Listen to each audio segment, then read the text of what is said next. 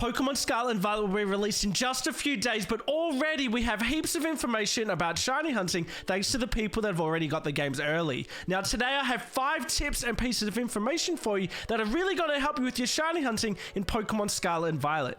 Now make sure you stay to the end of the video because all 5 of these are really important and are really going to give you the best experience when you're shiny hunting in the new games. Let's get into it. Number 1, and probably one of the most important things to note, is that there are no sound effects and there is no shiny sparkle when you see a shiny Pokemon in Pokemon Scarlet and Violet. This is not going to be like Legends Arceus, where you got to see and hear that a shiny had randomly appeared. You have to actually initiate the battle before you hear the sound effects and before you see the shiny sparkle. So what does this mean for shiny hunting? It means that we're all going to fail a bunch of shiny Pokemon. Think about how many Pokemon there are that don't have a distinguishable shiny, and it just means that when we see it, we're not going to be able to notice that it's a shiny. You will see in the overworld that the color of the Pokemon is different to see if it's shiny, but those ones that are very similar, it's going to be really hard to see. Think about all the times you're only half paying attention to the game, or think about how many times my Twitch chat is going to distract me from my game. Don't forget to follow twitch.tv/MetalFree4, by the way. I stream 4 days a week. But at the end of the day, ignorance is bliss. And if you don't know that the Pokemon is there, you can't really get upset about it. So don't worry about the Pokemon that you don't see and that you're going to miss. And think about in Pokemon Sword and Shield, where every Pokemon was predetermined as a shiny when it spawned into the game. Unless you're encountering every single Pokemon you see, you've probably missed a bunch of shiny Pokemon already. So try not to get too upset about it. Number 2, the Let's Go feature was introduced into Pokemon Scarlet and Violet, and essentially it's when your Pokemon can free roam around the nearby area and attack and kill Pokemon on its own. Now this seems scary as a shiny hunter because it's going to randomly kill a shiny Pokemon and you might see it, but your Pokemon is too quick and it ends up dying. But today I have good news for you.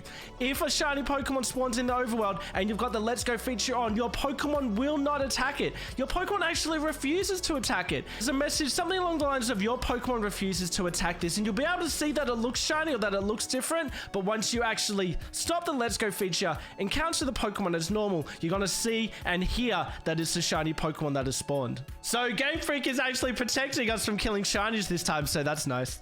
Number 3, there are some shiny locked Pokemon like there are in most main series games. First of all, the box legendaries Koraidon and Miraidon are definitely shiny locked. You cannot get them shiny. And secondly, the starters Fuecoco, Quaxly, and Sprigatito are also shiny locked. Now, you can't soft reset for them at the start of the game, but you can later on in the game using a different method for those starters, so you will be able to get them eventually. Now, there probably will be other shiny locks, but at this stage we can't be 100% sure of them, but I will make a future video to ensure that we know of all those shiny locked Pokemon, so make sure you subscribe to the channel so you can see that video when we know all the information. Number 4, in Pokemon Scarlet and Violet, you can invite up to 3 friends into your world, or you can go and join theirs and you can catch Pokemon and roam around together. That sounds pretty cool, right? But what happens if a shiny Pokemon spawns? Then it is a battle to the death. Well, the shiny Pokemon is actually going to spawn at the same time in that same position for all of you, and you can actually race to get that shiny Pokemon before your friends, because if you catch it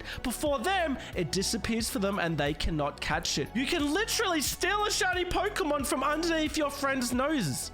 This is going to make for some incredible rivalries within friendships and some amazing shiny races. Number 5, shiny Pokemon can actually despawn in the game. So what I really recommend is that you turn off autosave, and then whenever you see a shiny Pokemon, you immediately save the game. That means if the Pokemon despawns or you fail it in some way, you can soft reset your game, get back into it, and then you can try again to catch it before it despawned. Now, if you found any of these tips helpful, I'd really appreciate if you could subscribe to the channel, and there's going to be plenty more Scarlet and Violet videos coming up, so make sure you check them out too. Thanks, guys. I'll see you in the next one.